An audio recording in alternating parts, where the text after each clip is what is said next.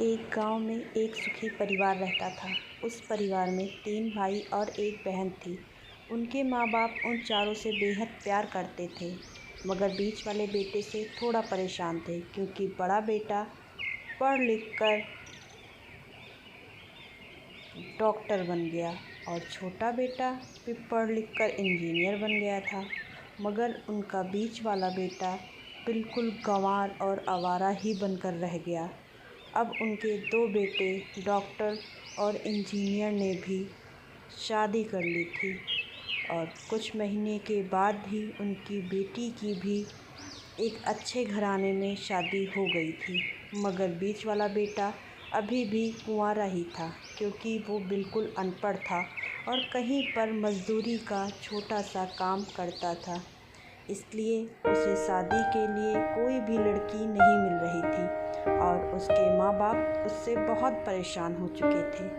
अब जब भी उसकी बहन अपने मायके आती तो पहले वो अपने डॉक्टर इंजीनियर भाइयों से मिलती थी, मगर बीच वाले भाई से वो बहुत कम मिलती थी क्योंकि वो उसे ज़्यादा पैसे नहीं दे पाता था। लेकिन फिर भी वो अपनी बहन से बहुत प्यार करता था। अब उनके पिताजी की बीच वाले बेटे की शादी किए बिना ही मृत्यु हो गई। उनकी माँ ने सोचा कहीं अब किसी के मुँह से बंटवारे की बात न निकले, इसलिए अपने ही गांव की एक सीधी-सादी लड़की से अपने गंवार बेटे की शादी करवा दी। शादी होते ही न जाने क्या हुआ, अब उसका अनपढ़ बेटा पूरा मन लगाकर काम करने लगा और पहले से कहीं ज़्यादा मेहनत भी करने लगा। अब तो उसे कोई भी दोस्त बुलाने आता तो वो उसे यही कहता था कि भाई, पहले तो मैं जैसे-तैसे अकेला कमा कर खा लेता था, परंतु अब मेरी शादी हो गई है तो मुझे अपनी पत्नी के लिए भी कमाना पड़ता है और कल को आने वाला बच्चे क्या करेंगे, उनके लिए भी तो कुछ जोड़ना ही पड़ेगा। इसीलिए दोस्त, अब मैं तेरे साथ नहीं घूम सकता। ये कहकर उसका गंवार लड़का सीधा अपने काम पर निकल जाता है। अब उसके दोनों भाई डॉक्टर और इंजीनियर आपस में ये बात करते हैं कि हम दोनों तो उस गंवार से कई ज़्यादा पैसे कमाते हैं, इसलिए अब हम सब घर और ज़मीन का बंटवारा कर लेते हैं और उस गंवार से अलग हो जाते हैं क्योंकि अब वो हमारे बराबर कभी भी नहीं कमा सकता।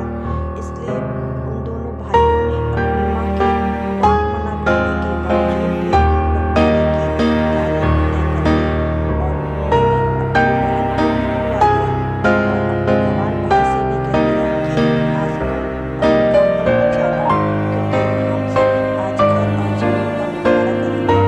उसी वक्त उसकी बहन भी आ जाती है और तभी उसका गंवार भाई कहता है कि तुम लोग बंटवारा कर लो, मुझे जो भी देना हो दे देना, मैं शाम को आकर अंगूठा लगा दूंगा। तभी उसकी बहन कहती है, अरे बेवकूफ़, तू तो अनपढ़ ही रहेगा, ज़मीन का हिस्सा तो आमने सामने बैठ कर ही होता है। तभी उसके दोनों भाई भी बीच वाले गंवार भाई को उल्टा सीधा कहते हैं। तब उसकी माँ भी उसे कहती है कि बेटा, आज तू काम पर मत जा, बंटवारा तेरे सामने ही होगा तो ही अच्छा है।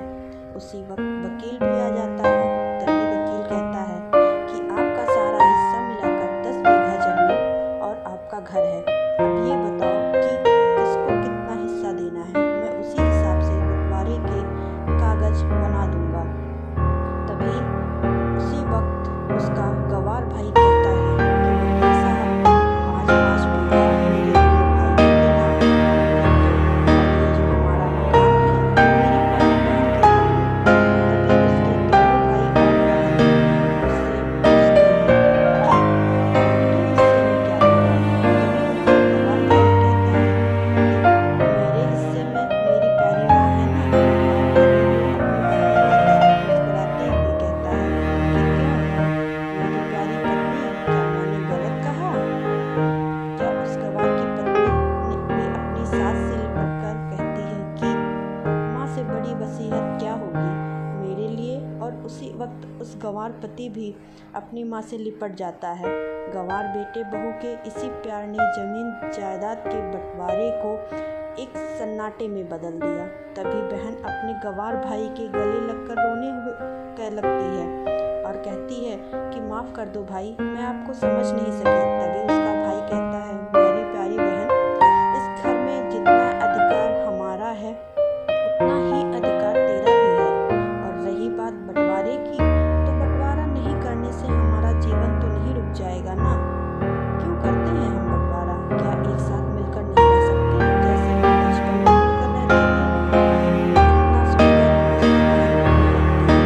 एक साथ मिलकर रहने को ही तो कहते हैं एक अच्छा परिवार, और उस अच्छे परिवार को संभालती है एक माँ। तभी उसके दोनों भाई भी दुख से जिंदा होते हैं और वो बंटवारे के सभी कागज फाड़ कर फेंक देते हैं।